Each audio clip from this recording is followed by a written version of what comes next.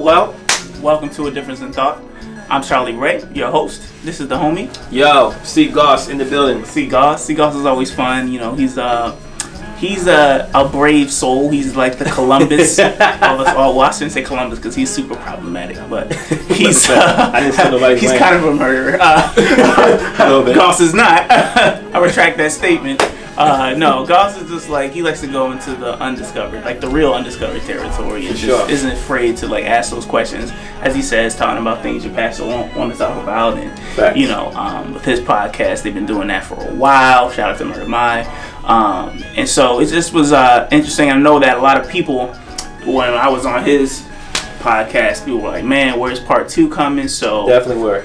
Merry Christmas, here it is, right? Yeah, we out here. Yeah, so I just want to continue our conversation that we were talking about earlier. And so, for those who haven't listened, this is A Difference in Thought. A Difference in Thought is dedicated to the Reverend Dr. Martin Luther King Jr. right above me. Pow.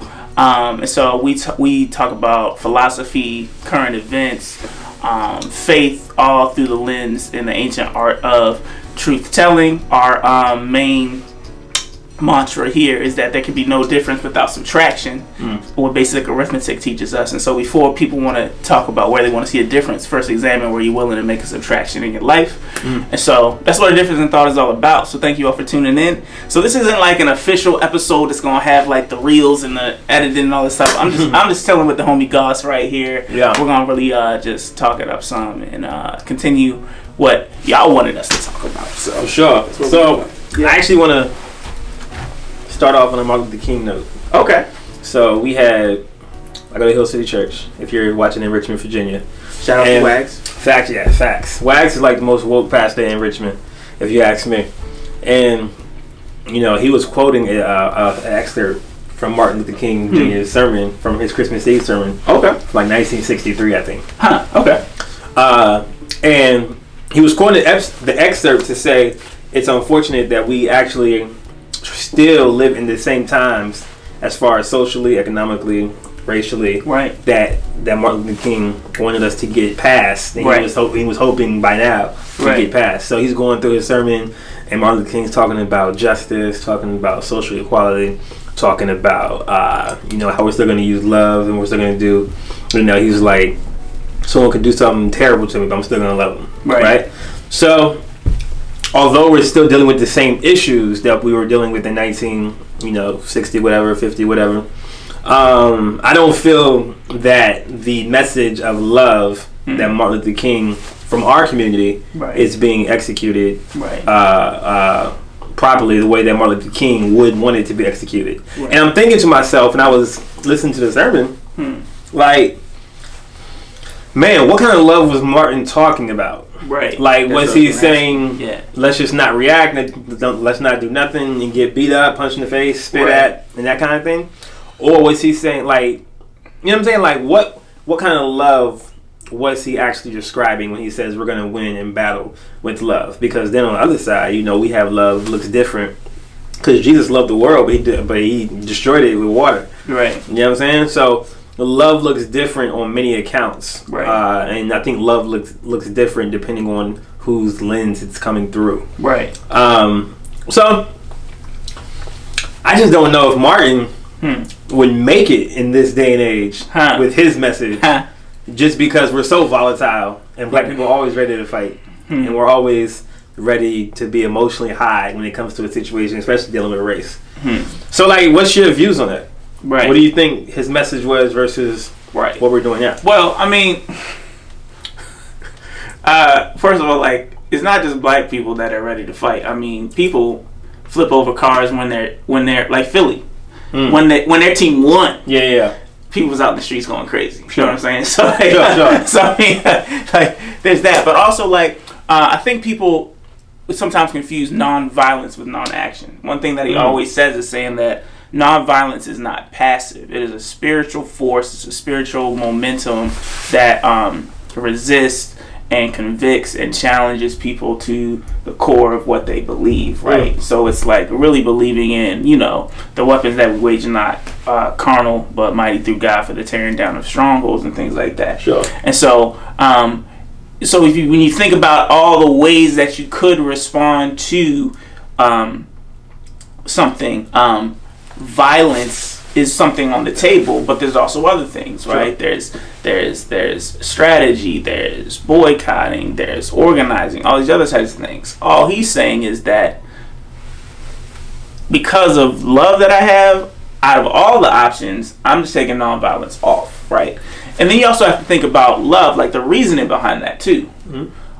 Something that even the Black Panthers say that they learned, and when Bobby Seale ultimately became a politician and looked back, he was like, yo, we were angry, but we didn't realize that, like, literally violence couldn't get the job done, right? It's not that Dr. King was like, oh, we could get there by violence. You couldn't. You're outgunned. Yeah. You're outnumbered. You're out whatever. So you as a leader, if you love your people and you're like, yo, I could do this to satisfy whatever my need for immediate justice from a physical standpoint, and I could go ahead and do that. But for real, because I love my people and know what's going to happen, we're not going to be able to do that. You know what I mean? Like, even when you talk about, when you think about the Edmund Pettus Bridge, Bloody Sunday, right? Sure. Got all these people coming. They got tanks, they got guns, they got dogs. Like, okay, you can get a few punches in, but what is that going to do in the end, right? Because then it's going to be, oh, well, see, they were violent, so now we have reason or whatever. So it's like, look, if we march for our rights, we going to get beat anyway, because that's where the spirit of America is right now. Right. You know what I mean? When Jesus talks about the gates of hell will not prevail against it, right? Like, that doesn't mean hell ain't going to come. Right? So he's saying, all right, hell is going to come, and if what we're really facing is a spiritual condition, at responding physically probably will only exacerbate or worsen the spiritual condition of people, because now they will spiritually feel justified for the force that they bring against people.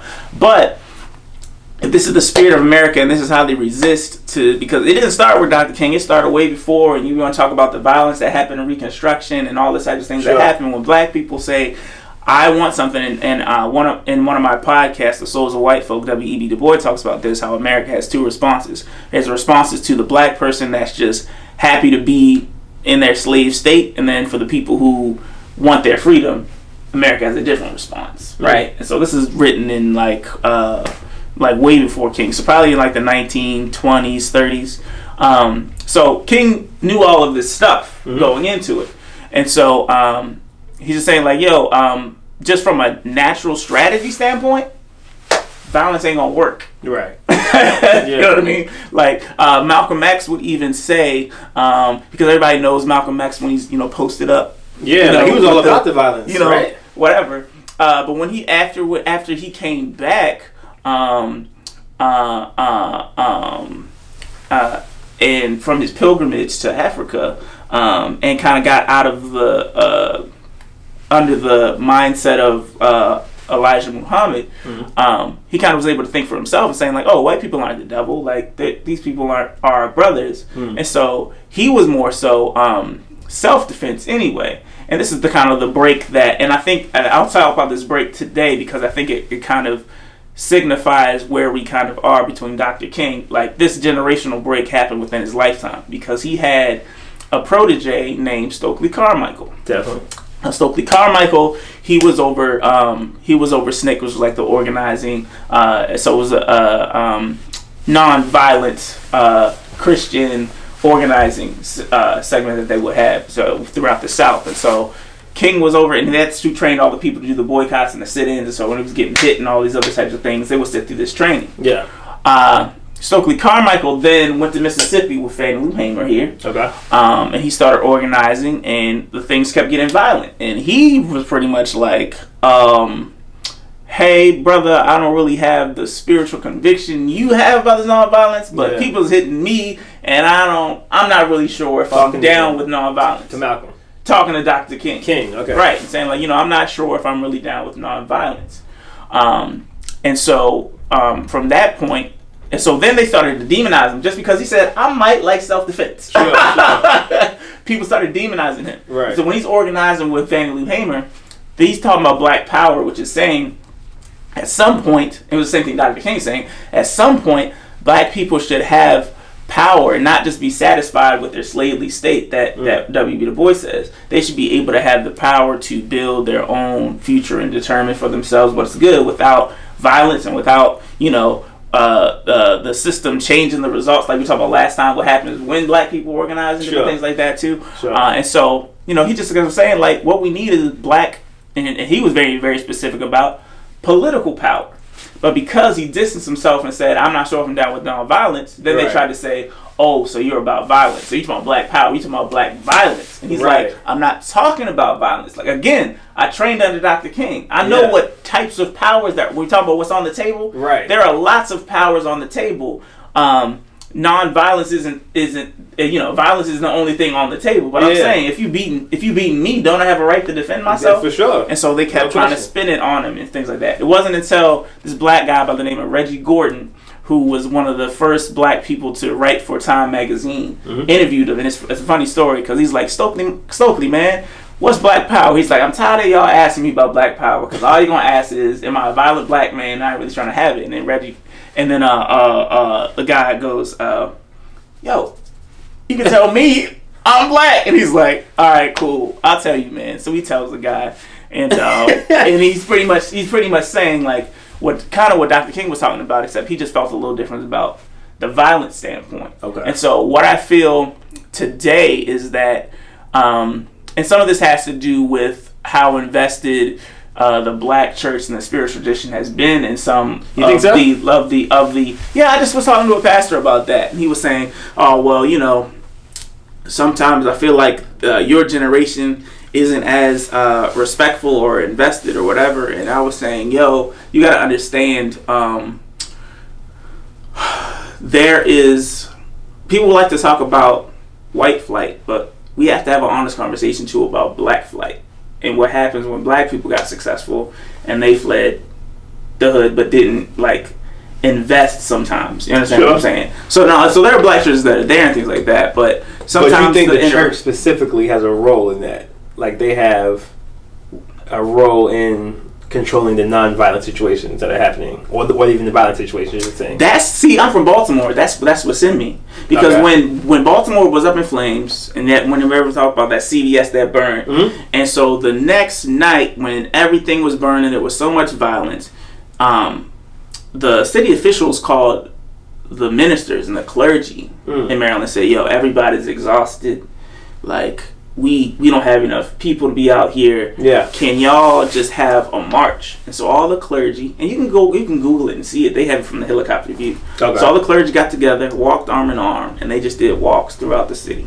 And during the times that they were walking, ain't nothing pop off because it's like, oh, there's such and such or whatever. Like people respected to a certain extent. People respected it because in Baltimore, people were still very much invested into the struggle of the people there. And so you had that presence. So I basically was telling that pastor, like, we can't expect returns on investments we didn't make. Yeah, for sure. Yeah, definitely. Right? If you like, oh, pull your pants up, what's up with that rap music, da da da da da, they ain't gonna be kids forever. Right.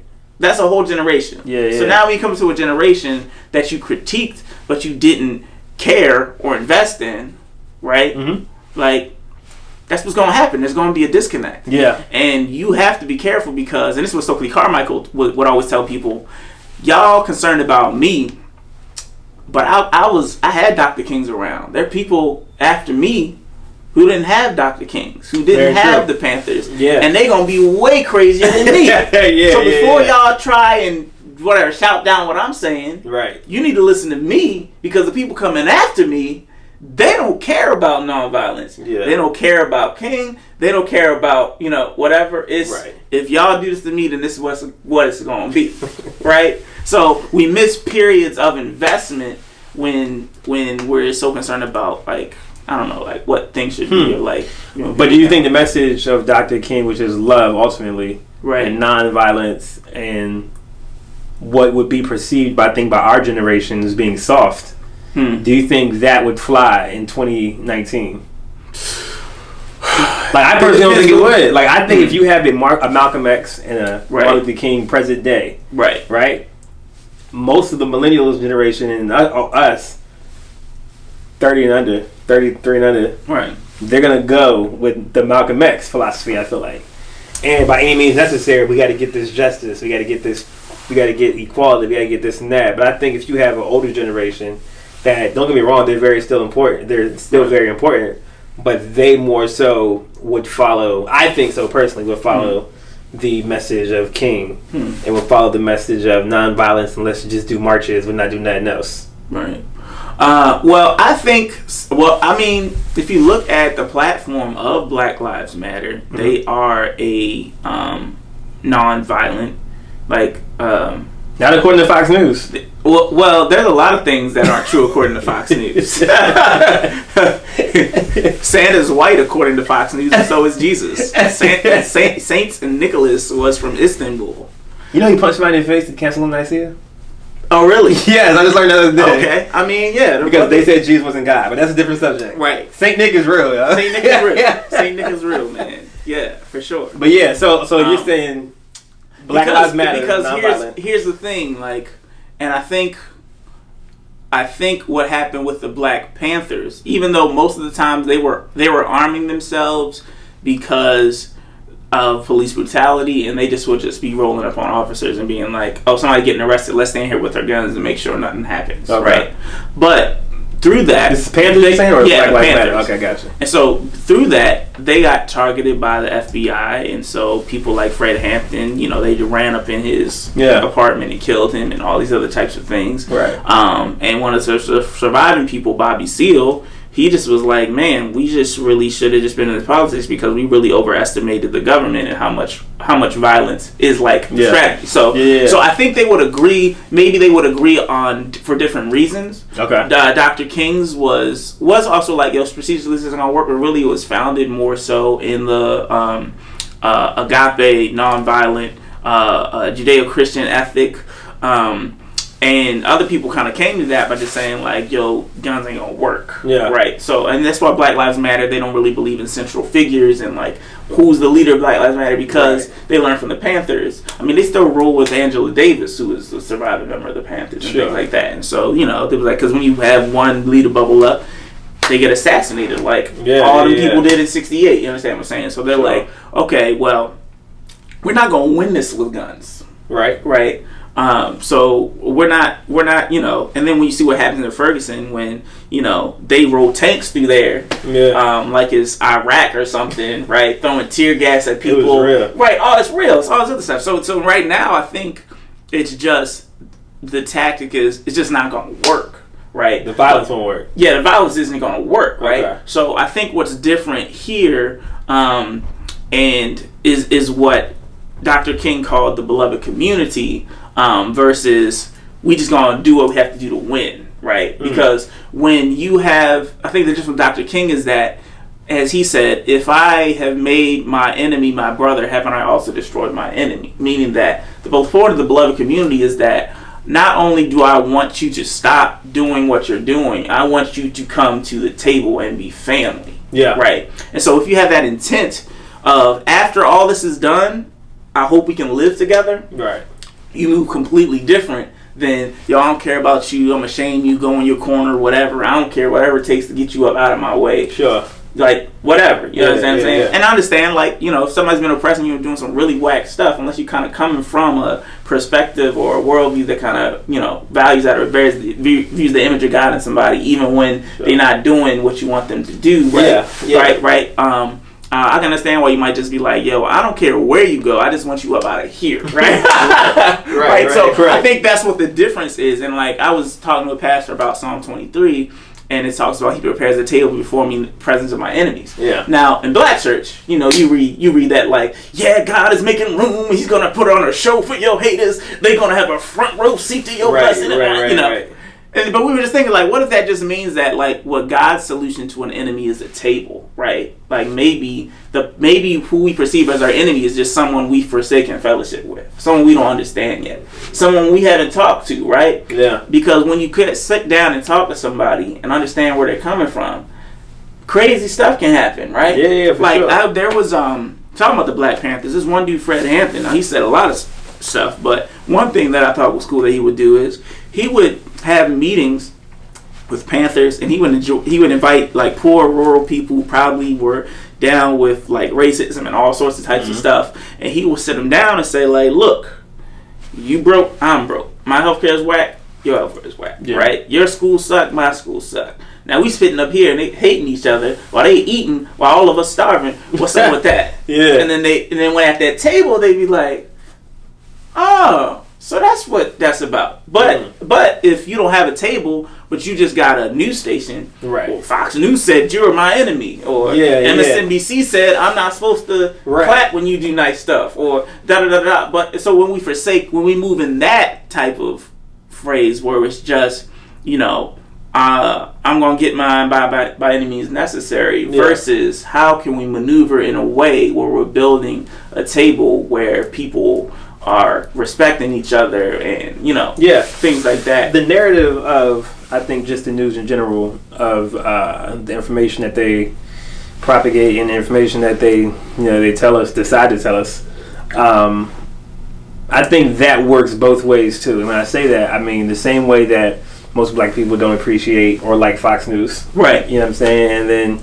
But I think sometimes they incite a lot of, like CNN, they know their base. They know who they're talking to. They understand who their viewer is. Right. So although, yes, the stuff that they're saying can be true to a certain extent, as well as I think sometimes they either harp on it more or they go past what they should be reporting because they're trying to please their viewer base. Same thing with Fox News. So the same thing where it's like, you know, Fox News will tell you that Donald Trump's the greatest president and say all this great stuff about him.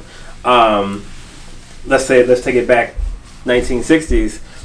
You'd have Martin Luther King, and CNN wouldn't report the scandals that he had, or probably CNN wouldn't report the negative things, him cheating on his wife and things like that, because that's not the kind of news that they talk about. So, do you think that I guess when it comes to news, are we not informed enough from the news sources that we watch? Right. You know what I'm saying? I think so. I have this thing I've been thinking about where I'm thinking like, I think narrative is the new religion. Like there's this cool C.S. Lewis quote, which is cool within the context that it is, but when you flip it, it gets a little. You'll see what I'm talking about. He talks about being a Christian is like experiencing the sun. Like I don't believe the sun just because the sun is there, but the sun helps me see everything in my world, right? And so he's pretty much saying that the Bible helps me understand the world. It's a lens and a light through which I view the world. Yeah. Which might be a little bit cooler for the Bible, right? Sure. But when your narrative is super conservative, or I'm liberal, or I watch this news station, then your news station, instead of informing you and giving you things and saying, hey, think about this, weigh this, see if it's true, it's more so of, not as how I view my world through. Yeah. Right? So when Tucker Carlson gets on TV and says immigrants are poorer and dirtier than us. Sure. Right?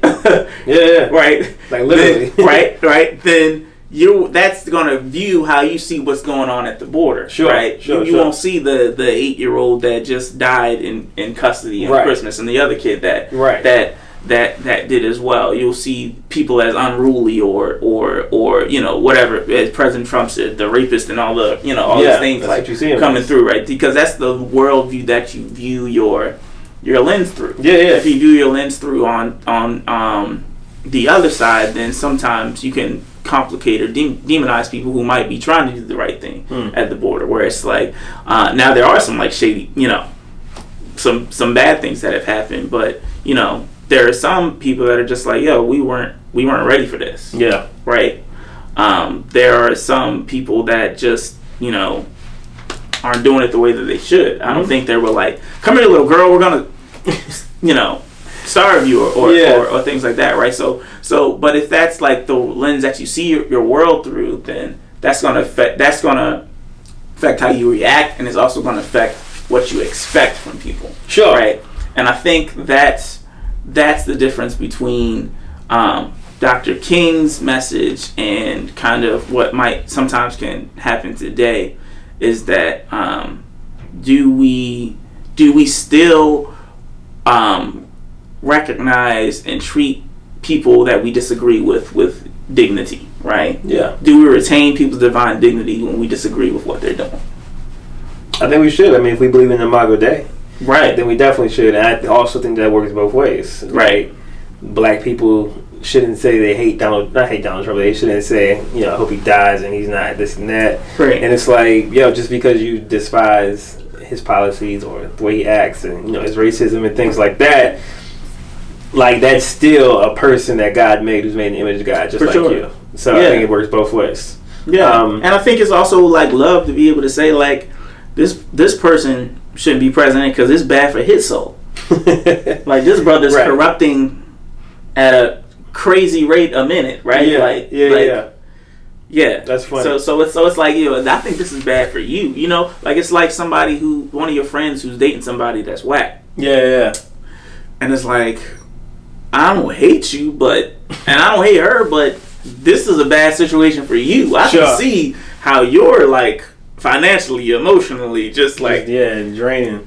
I want you to be out of this for you. Yeah, no, I dig it. Now, are there some things that really annoy me and affect me too? Yeah. Right. But also, that's a bad situation for you, right? And there's ripple effects of how this happens. But no, I don't want somebody to die and like all these types of things and like. Man, there's black people that want him to die. Yeah, I mean, there were white people that wanted Obama to die. Like there was this one verse. Crazy. Somebody was passing around saying, praying for Obama, and they put this verse in Psalms that says something about like, may God smite their whole family or something like that, right? Like it was an equivalent to that, but they put it in the scripture verse to make it seem like it's nice. When you look at the scripture verse, it's was something crazy. Fam, yeah, the hate runs deep, bro. Like, yeah, the hate runs deep, and it's because it all depends on what you have your faith in, right? If you have your faith, and when we talk about narrative, sometimes people view their entire lives through politics. They do. And if you don't agree with me politically, then what is the point of your life? Yeah. Fam. My whole life? They're not just because I disagree. They're not just a politician. Yeah.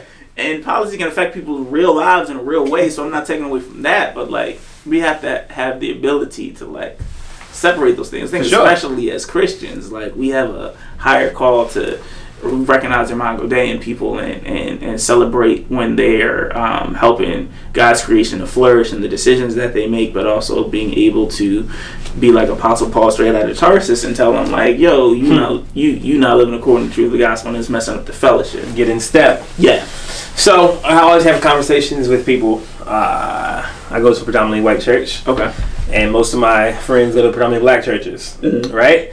And I'm always pointing out things that I feel like they could have did better, or things that they feel like their church can do better. Right. And now they start to feel attacked because they're like, oh, you're over there with them white people now, so you think you better than us, you think that you know everything, blah blah blah.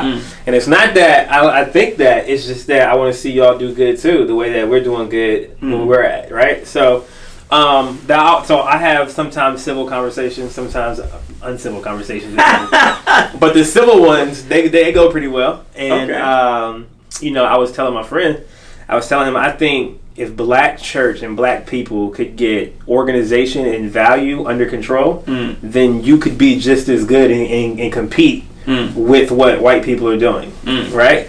And I've always said that I think that those two is what boils down to why white people are ahead in life. It's because it's what we value, and it's organizational systems and organizational structures and things like that. I gotta slow. Okay, I'm not done yet. All right, all right. I'll just take my notes.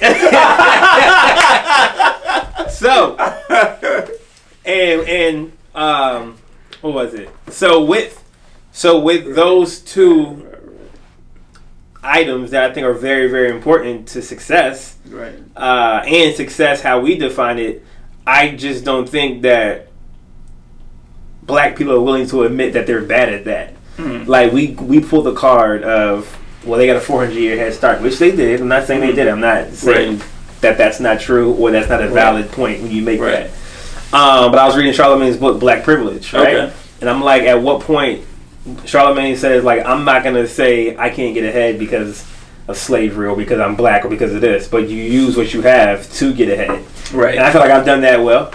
I've used my privilege. I've used my race. I've used things that I know and had actually educated people on this side of things that they didn't know about black culture. Right. So, some people, they know what I do. Some people will support it. Some people are like, oh, you sold out type thing. Right? But, and when I always tell them, it comes back, I'm like, yo, they're not really doing nothing too much different than what y'all are doing. They're just organizationally good, and their value system is different in what they value in church. Right. So what you think? Right. Okay, well, I guess my questions would be, how are you defining good? Yeah. How are you defining ahead? Okay. And what do you mean by compete? So I'll start with the first one. Good. Right. When I say good, I would say good as in stuff is pleasing to people coming to the church. Okay. They view it as acceptable. They view it as something that they like. This is good in their eyes. Okay, so you're talking about like it's aesthetically pleasing, right? Yeah, that too. Okay, that's definitely involved in it. The second thing you said, good. What do you mean by ahead? You said ahead, churches right? Are ahead. What Right. So when we say ahead, we know the world is progressing every single seems like month. Okay. With technology, with everything coming out. So the white church has adapted to that better than I would say the black church has, and I use evidence of that as this mass exodus from younger black people to these multicultural, aka white churches. Okay. Because they have the screens, and because they have the technology, and because the pastor wears skinny jeans, and the worship is like a YouTube concert. And, you know what I'm saying? So like that stuff that is attractive to people that are running the world soon, if not now. Okay. You know what I mean? And then the third one was what? And what do you mean by compete? Compete, yes. So whether we like it or not, I think everything, as long as we can see what other people are doing, everything is a competition. Right. In some way, shape, or form. Unless you're just doing what you do and you stay in this office, you have to see what's going on, and that automatically is going to make you say, wow, I want to do that, or I wonder how they did that. And so I don't, although I don't think competition is wrong. Right. I think it's a natural progression of being alive. Okay. And having friends and being social, like whether you want to do it or not, you're going to compete. Right. And you're going to compare, and that's just what it is. Like I don't think you can't do that. You can't not do that. Yeah. So yeah, those are the three. Okay. That's interesting. Okay, so here's the thing. Okay. I don't think I want black churches to be like white churches. Okay. What do you mean when you say that? Now, if you mean just from a structural, organizational, administrative, resource level, like, yeah, I think that's cool. That's helpful. Here's why I say. But you mean culturally? Oh, culturally? I mean, no, I'm saying you mean culturally when you say you don't want black churches to be like white churches. Even sometimes in how things operate, because I think there needs to be a balance and a diversity, and each thing contributes that. Okay. I think it needs each church needs to be the best contribute what they have been called to contribute in the best way. Gotcha. I think you can learn from each other. I think by hanging with each other, you can see where the blind spots are. Definitely. Right? I think that's good. All facts. But I don't think the one needs to become the other. It's like when Jesus is talking to Peter, and he's like, upon this rock I'm gonna build my church, and he's like, cool. And then he's kind of like, yo, your death's kind of gonna suck. Right? Yeah. And then there's this weird verse where John's just here, just chilling. I don't know what he's doing. He's off in the corner. Yeah. And Peter's like, what about John? Right. And Jesus is like, don't worry about that. Don't worry about it. Right? I always thought it was weird. It's like, what? Yeah. What? You know what I mean? Yeah. But like, but they needed those to be like different. Like for example, like Apostle Paul sent to the Gentiles. Peter stayed more so in house. Sure. Apostle Paul had to tell him like, yo, you've been really wrong to the Gentiles, but he didn't say, now I want you to go on the mission field and do whatever. It's like, no, I know what your lane is. I know what you do. Yeah. I know what your call is. But you falling behind on this, and that's going to affect your other situation. You understand what I'm saying? Yeah. So it's like, yeah, that's cool. And so when I hear like ahead, it can be weird because here's stuff that I see in my work, right? So I can talk to a small church, like one of my friends she pastors and she's really involved in the community and she's really the mother of the community. The church is run down and they don't have a secretary and sometimes she tries like 6 different things but she only has the resource to do 2. Sure, it can be frustrating and it's like whatever, but for what she does and who she is, like it's really great. I talked to a pastor and he was like, and he has like one of the 2 biggest churches in his town. Okay. What happened is that one of the sheriffs in the town, who he's actually friends with, decided that he was going to participate with ICE, and which is the people that like Mexicans, the deport people, right, immigration people. So then they started hanging out in front of his church because he knew there were Latinx people that went to his church, right? Yeah. And then there was a lot of racial tension that happened. They found out in the town that there was a lynching that happened by some members from his church. Dang. Historically. And so now he had all the PowerPoints and all the screens and all the other things. But when he comes to me, he goes, I've been pastor for 26 years. I went to seminary. Yeah. Nobody taught me what to do with this. Right? And so what you would call in carnal eyes of administrative and all the things, you're ahead before the prophetic call and what it takes for you to pastor your whatever. Yeah. You're behind as mud, right? Sure. Which is what he said, right? Even when you think about Southern Baptist Theological Seminary, they should release this 72-page report called the Report on Slavery and Racism in the History of the Southern Baptist Theological Seminary. And they consider themselves the head and the leading minds of seminary and all those types of things, but all they found is on slaves. Yeah. Not only that, when Abraham Lincoln won his election, one of the dudes in there was like, let's go ahead and get the secession papers out because I know this dude's don't try to mess with our slaves, right? Yeah. Then not only that, after the Civil War, then there was a governor who was like, hey man, if you elect me, then I'll keep the federal troops out of our state so that y'all can just lynch all these black people. They supported him, right? And it was the bloody select. But anyways, like you go through like these reports and things like this. So you think of like people say like ahead, and they got the buildings, they got the schools, they got all these other types of things. Yeah. But when our call is not just to build schools and buildings and run things well, which is good. I obviously do all things in excellence as unto the Lord. But when it comes to as Dr. King says, black people are the conscience of America, right? Because we are the one living embodiment that says America has not been who it says that it is, right? And that has been the call that we have and things like that. So then when you enter into a time where, well, not enter a time because America's always been in that time, but so when it's time to call America to repentance and examine and deep meditation and things like that, those who we think will be super, super far ahead don't know what to do with it, right? I mean, people that do that all the time. You know what I'm saying? It's a good point. So for me, it's not so ahead or even competing with, because I think even that is a part of American culture, and the great melting pot of America isn't is really just assimilation, right? Where it's like your progress is judged by your proximity to whiteness. For sure, right? That's right, a fact. Right. So when people say like black people need to do this, black people need to do this, it's like what have we been called, positioned, equipped to do, right? Let's do that in the greatest way that we can. Sure. But also talking about a table, let's build a table and be at the table with other people that are commissioned and called to do different things. And let's have the courage to allow other people to look into what we do. Yeah.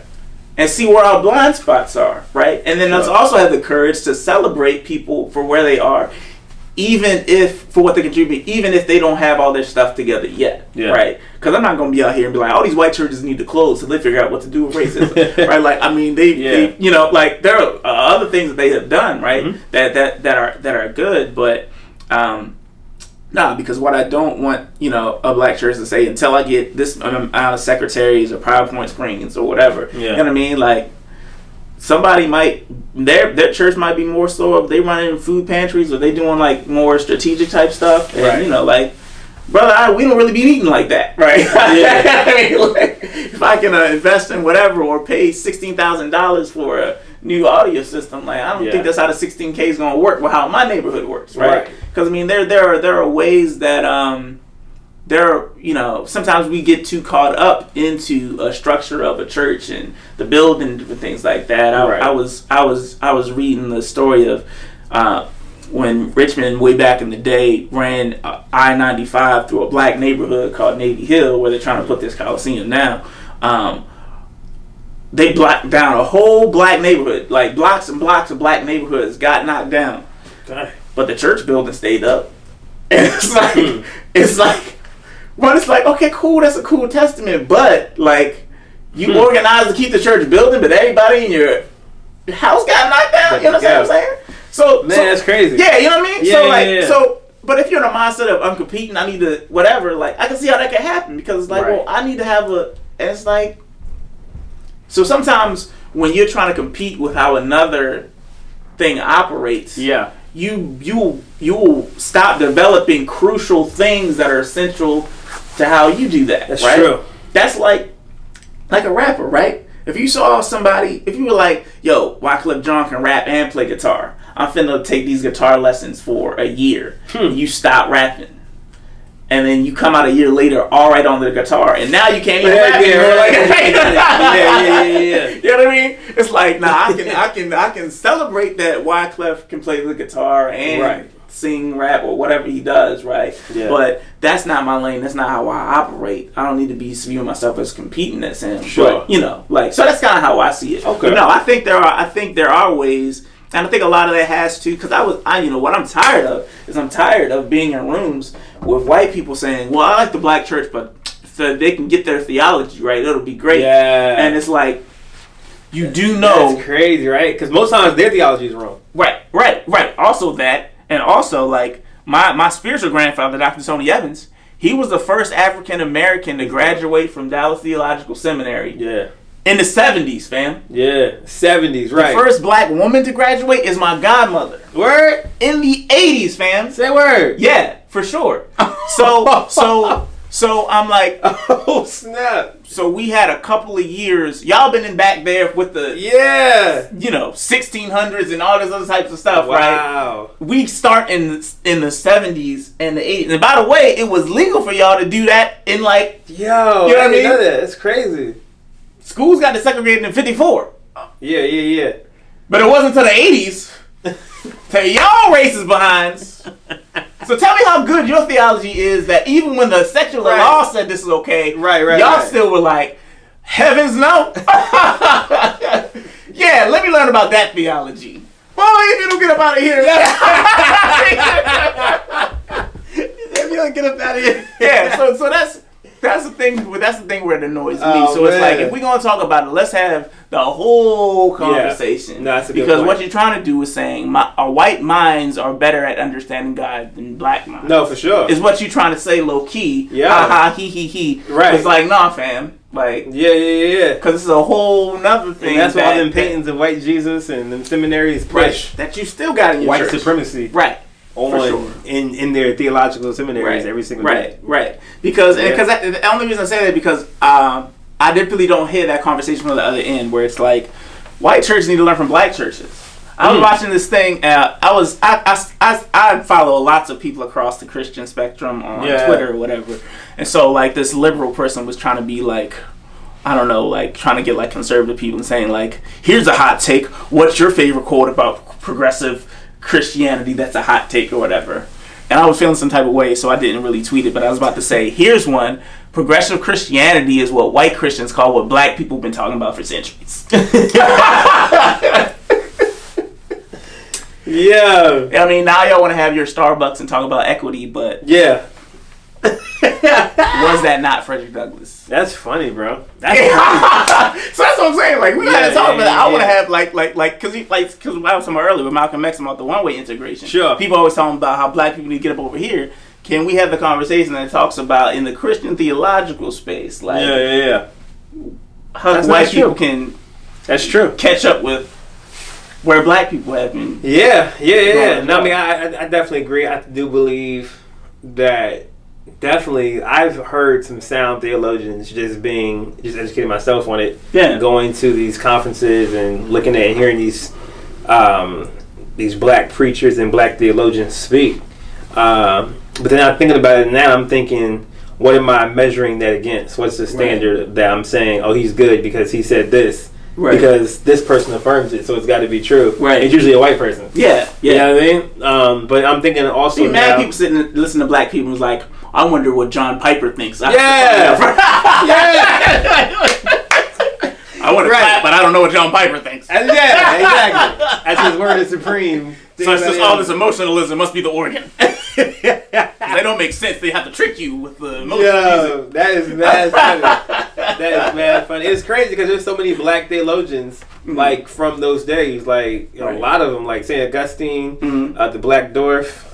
There's a lot of colored theologians who who are well respected, but in the books and when they teach them, they push this white theology on you. They'll take their principles though, man. Like there was all day. I can't remember. They take our music. They take our theology. I can't think of the brother's name, but it was from Northern Africa. Was a theologian that actually thought about the Trinity. It's a black brother that thought that up. Yeah, like brought that concept. Yeah. Okay. So they'll pass it on and say like, the black people in that theology. It's like what. You should study the origins of some of the stuff you believe. You're probably gonna see some people that look like me. What? But we let y'all learn. Yeah. We let y'all come and learn. Yeah. But when y'all got some jewels, y'all locked it up in the White Tower. That's true. So wow. So I always have some interesting people on my Facebook feed. Okay. On my timeline. People telling me to get back on Facebook, and I'm like, you should, bro. It's hot right now. And I'm like, I don't know if y'all want me on Facebook. We definitely do. They definitely do. Well, first of all, Facebook needs to stop targeting black political operatives. That could be true too. Google their lawsuit with color of change, but so I don't know if I want to support the Zuckerberg. The Zuckerberg. So I'm always the guy that likes to play fair, right? Yeah, and I always want to give the good, and I always want to give the bad. And usually there's 99.99999% of bad stuff about Trump, right? Uh-huh. But so I had this one story just about the prison reform, right? Or about the Martin Luther King. It was not monument. It was something that he did for Martin Luther King. It was a lot of good stuff that he was doing, right, for the black community. So I posted it, right? And black people be mad. Yeah. You know what I'm saying? Because once they hate somebody, you can't do no good. Right. You could free their mother from jail. It don't matter. Right. Man, Donald Trump could free Lil Peanut from life sentence. They still would hate him. Right. So, I got a lot of mixed reactions because they're saying, like we talked about earlier, Brooke Clark, is right 2 times a day. Right. You know what I'm saying? Don't be fooled by giving the dogs crumbs. You know what I'm saying? Just to make them happy and shut up a little bit. So I don't believe that though. I believe he had a good intent when he was doing what he did. Right. But you have a lot of black people that still believe that he's all evil and there's no good in him, like he's Satan or something. Right. You know what I'm saying? Antichrist. Yeah. So I mean, what do you think? You think when he does things that seem positive in the black community, do you think it's just like pandering? Do you think it's just, here, y'all shut up for 2 seconds, I'm gonna give y'all this? Or do you think it's sincere? I think it's probably a little mix of a little bit of everything. Okay. Some of it I think is pandering. You kind of have to look into the bill a little bit more and know what it's about and what it's saying. As far as this first step bill, I mean, it's a bipartisan thing. It's something that I think will be helpful. But again, I hope it really is the first step and there's a second step act. Yeah. I think I was joking with you when I was saying like, yeah, he signed that joint because he's gonna need it in 2021. Oh yeah. Non-violent offenders. Oh, do the first step act, the 2-step act, all of those. Yeah, I'm gonna sign all of those, brother. Yeah, you stupid. So I mean, he probably had some self-interest in there. You know what I mean? Sure. His sister just got hemmed up for tax evasion. I think. Man, who was sitting on the court on the federal. She's like a judge or something like that. Right. Yeah, and Jared and Ivanka are banned from sitting on boards in New York because they've been like funneling money. So all those are non-violent offenses. So the brother that might have been a little Christmas card he sent to his family. Right. But no. I mean, I think, like I said, one of my favorite quotes by Maya Angelou is saying that you have the capacity to contribute as much as the most wonderful person on earth and to harm as much as the most terrible person on earth, right? And so it's just so I think that's good to let you know about what your capacity is, so you're not deceiving yourself. But I would never. You might under the right circumstances. Right? I couldn't. You can under the right circumstances. Sure. So I think applying that to other people as well, and when you believe that people are made in the image of God, and they can also not just like your face, but also like how you operate within the world. Each person has the ability to make things flourish, and can also poison things as well. One thing that I think the only reason why people have trouble with when Trump does good things is because sometimes he likes to position it to negate the other things that he's done, right? Like people say, oh, there's no way that Trump is racist. Can't you see what he said about XYZ? And it's like, can't you see what he's doing, right? So I say it like this. If somebody's choking somebody with their hand against the wall, and he chokes them for 20 minutes, but for 2 minutes he makes them a peanut butter and jelly sandwich and gives it to them. Gotcha. But he's still choking them. Sure. It's like, thanks for the sandwich. You know what I mean? Yeah. It's like, okay, right. I'm sure you really wanted to be like, I hope they enjoy the sandwich. Hell, I'm sure you did. That's a great analogy. But you still choking me right now, right? So I think that's what the tension is. Okay. So I think it would be very helpful to stop choking people's, like economies and other things for your personal things. You be talking about, and not just black people. I mean, like this trade war he's in with China. It's like, I don't know if you've had an updated news in about 20 years, but like we owe China money, right? Like, I'm sure we do. How are you going to start, Twitter beef with your debt collector, right? That doesn't seem like a good strategy to me. You know what I mean? Like, all these businesses closing down because the tariff wars have messed up their whole situation, and so it's a lot of so I said, you have to do your due diligence to really understand all that it means. And sometimes things sound good, but then when they're applied in real life, it doesn't make that much sense. So you can you'll have to see how those things play out. So and then also when people have come to him and said certain things, like he's just been in one ear and out the other. One dude that I like, Republican by the name of Senator Tim Scott. He's a black guy from South Carolina, first African American to be a House representative and in the Senate since Reconstruction. He continues the lineage of one of my heroes, Benjamin Franklin Randolph. He was a United Methodist minister. He owned his paper. He was a senator back in Reconstruction. He got killed by the Klan in 1868. But crazy thing about that, though, and this is how he can blind you, right? Benjamin Franklin Randolph, he's the reason why we have free public education. He's the first person that proposed legislation so that non-land owning men could vote. Unfortunately, left out the women still, but but like, so here's the thing. Here's the crazy thing. He's like, y'all racist people, right? Y'all held us in slavery, but guess what? I'm still gonna put you on, right? I'll make sure your kids get a good education. I can make sure you can vote even though you don't own land, because I understand the real hustle is against super rich people versus super poor people, right? Or corrupt super rich people, because there's some super rich people that are down for the cause too. But because he just was black and they couldn't get over it, they lynched. They killed him. Yeah, that's even crazy. Though he was putting in work that was improving them. You understand what I'm saying? So that's how crazy that is. But this guy, Senator Tim Scott, when Trump made his "there's good people on both sides" type of thing, he was the only Republican to go in and say, "Yo, you can't say that. Let me break this down on why Did the whole thing." Trump says, "Yeah, I got it." Right, and it does something like super ignorant and racist, like 2 weeks later, and things like that. You know what I mean? So, there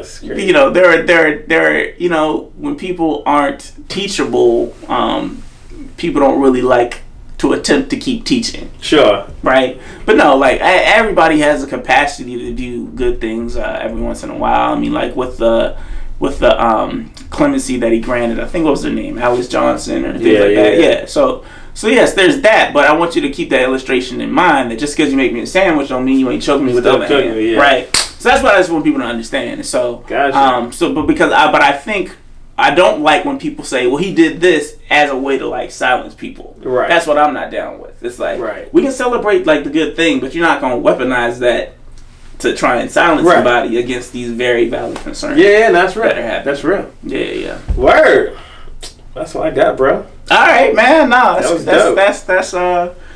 That's cool, man. That was dope. That was real dope. What's like the craziest response you've gotten on Facebook recently about stuff like this? I'm just curious. I want to see what the streets is like. I've been out the game. You've been out the Facebook for like 3. I've been out Facebook for maybe like 4 years. Man. Basically, everything I just said was like, broken clocks, right to today, throwing breadcrumbs. Most people want to have conversations off of Facebook. They want to call me. Oh, word. Okay. Which is cool. I'm not mad at that. I think that's good, man. Yeah, for sure. It's healthy conversation. Yeah. I think it was funny. I had a Trump supporter. He told me that my posts were divisive. Brother, your vote was divisive. I'm thinking, but Trump's not divisive. He just going, I really don't like what you post because it's very divisive. So I thought that was a doozy.